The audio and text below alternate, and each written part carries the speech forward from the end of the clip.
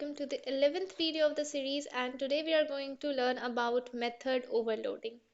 तो method overloading और method overriding जो हमारा पार्ट है वो पॉलीमॉर्फिज्म का है, ठीक है। Method overloading and method overriding is the example of polymorphism.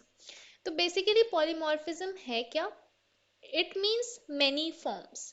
Many forms यहाँ पे इस तरीके से मतलब होगा कि हमारा मेथड का नेम तो सेम रहेगा पर ओवरऑल मेथड सिग्नेचर डिफरेंट रहेगा, ठीक है।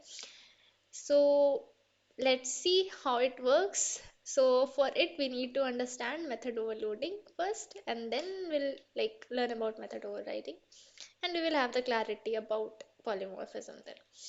So yeah, what is method overloading? Two methods are said to be overloaded when method name is same but method signature is different. That is, method name is same but argument is different.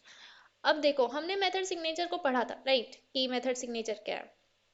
तो वहां पे हमारा method name and argument type was the method signature. तो जब भी हमारा method name same रहेगा but उसका आर्ग्यूमेंट टाइप वो डिफरेंट रहेगा, then those methods will be called method overloaded.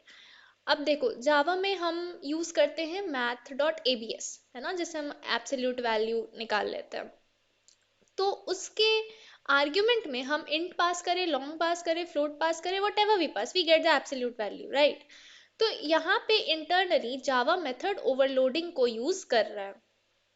Now in overloading, method resolution, which method will get executed, is taken care by compiler based on reference type. So what is reference type and what is object type? Like I have explained it before only, so you can just refer that, and if you remember it, that is well and good. So हम लोग method overloading को compile time polymorphism भी कहते हैं, static polymorphism भी कहते हैं और अर्ली बाइंडिंग भी कहते हैं। So let's see through code to understand it better. चलो एक क्लास बनाते हैं and let's name it method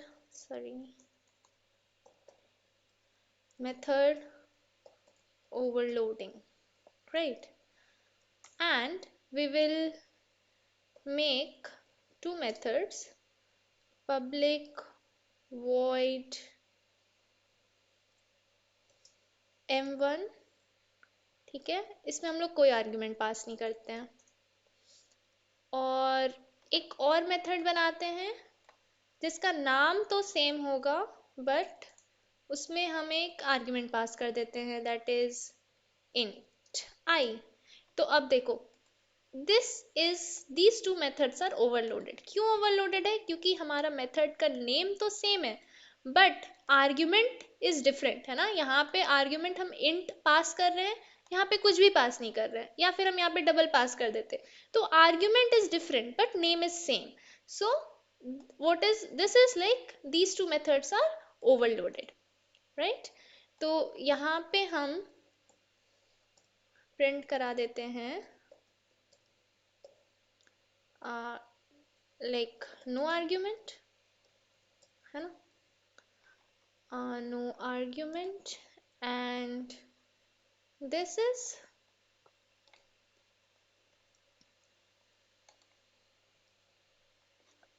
int argument।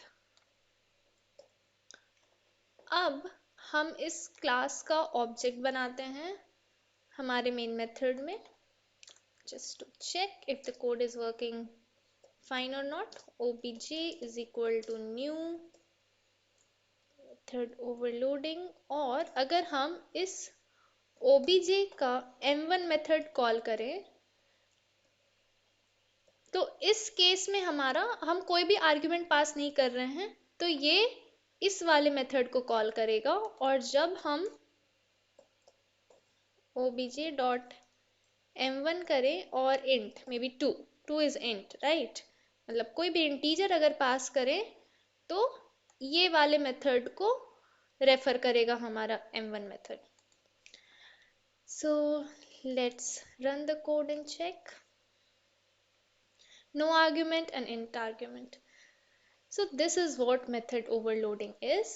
That is, method name is same but overall method signature is different. Why? Because the argument type is different, and we are getting to different output as well, है ना। यहाँ पे no argument आ रहा है और int argument आ रहा है, method name तो सेम है पर आर्ग्यूमेंट से हम डिस्टिंग्विश कर पा रहे हैं कि कौन से मेथड को हमको एग्जीक्यूट करना है। So okay, now maybe this is int, right?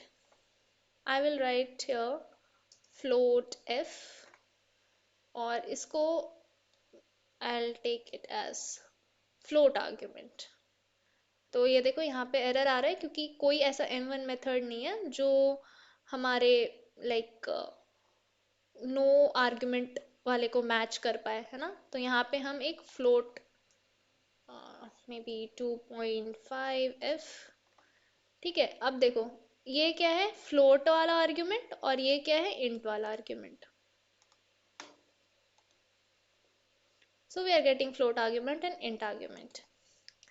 I will like to I want you to tell me the output for this code if I write a carrier A।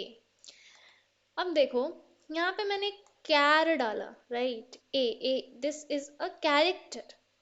लेकिन ये जो m1 method है वो किसी भी like character, तो यहाँ पे हमारा m1 कोई भी आर्ग्यूमेंट नहीं ले रहा है ना। ये m1 मेथड जो है वो फ्लोट ले रहा है और ये m1 मेथड जो है वो इंट को ले रहा है। लेकिन हम यहाँ पे m1 में एज आर्ग्यूमेंट टाइप कैर को डाल रहे हैं। सो क्या होगा, like it will throw a error while running, or what will happen, what will be the output? So I want you all to tell me what will be the output for this code. Comment it down. And yeah, if you like the video, do like, share and subscribe the channel. Till then, bye everyone. Let's meet in the next video. Don't you be afraid.